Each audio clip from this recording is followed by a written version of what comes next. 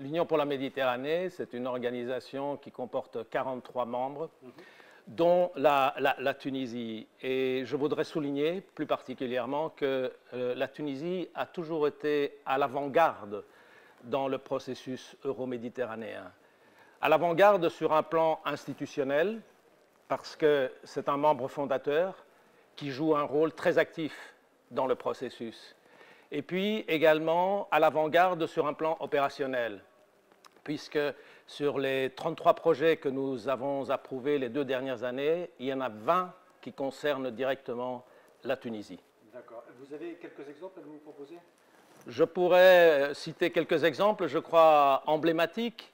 Il y a une initiative qui a été lancée d'ailleurs en Tunisie en septembre 2013 dans le cadre de la conférence économique méditerranéenne pour le développement territorial et l'emploi, qui est l'initiative baptisée au sein de l'Union pour la Méditerranée Med4Jobs.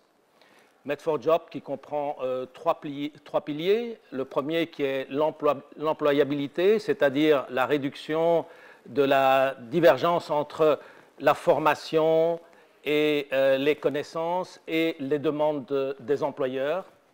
Il y a les échanges. Le deuxième pilier, c'est l'échange d'informations et le flux d'informations entre la demande et l'emploi, qui est très importante. Et la troisième, c'est le soutien au démarrage des entreprises. Donc ça, ce sont 3 gros piliers. Une autre initiative qui a été lancée également en Tunisie, et vous voyez que la Tunisie est bien à l'avant-garde du processus de Barcelone, c'est le développement de pôles industriels. C'est un projet qui est porté par l'UNIDO et qui est financé par la Commission européenne et le gouvernement italien et auquel contribue l'Union pour la Méditerranée. Il y a l'autoroute transmaghrébine qui part de Rabat jusqu'à Tunis en passant par Alger. Voilà un autre exemple auquel nous contribuons. La dépollution du lac de Bizerte, je crois que ça concerne pas mal de monde et aujourd'hui quand on parle de changement climatique, donc voilà encore un projet emblématique. Et le développement de Sfax Taparoura, où il y a l'extension à peu près de 420 hectares de métropole de Sfax et Taparoura. Voilà. D'accord. Alors votre présence ici au Forum des investisseurs ici à Tunis cette année, qui plus est cette année, j'allais dire, parce que c'est une année charnière. On sait que la FIPA fête cette année ses 20 ans, mais je crois que vous aussi, vous fêtez vos 20 ans. Oui, alors je pense que c'est assez symbolique 2015, parce que symbolique sur le plan de la FIPA qui fête ses 20 ans.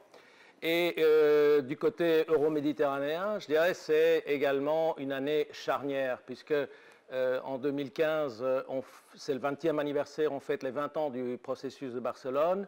Et le deuxième point important, je pense, à relever dans le cadre des relations entre la Tunisie et les partenaires européens, c'est que l'Union européenne revoit sa politique et l'orientation de sa politique de voisinage. Donc c'est une année vraiment importante et charnière 2015. Alors nous autres, au secrétariat de l'Union pour la Méditerranée, bien sûr, on essaie de contribuer et d'aider la Tunisie à réaliser, à la mise en œuvre, d'abord à la sélection des projets, à la mise en œuvre de ces projets, toujours dans le cadre et avec un objectif bien clair aussi, c'est le développement territorial et le marché de l'emploi pour le bénéfice et le bien-être de la population en Tunisie.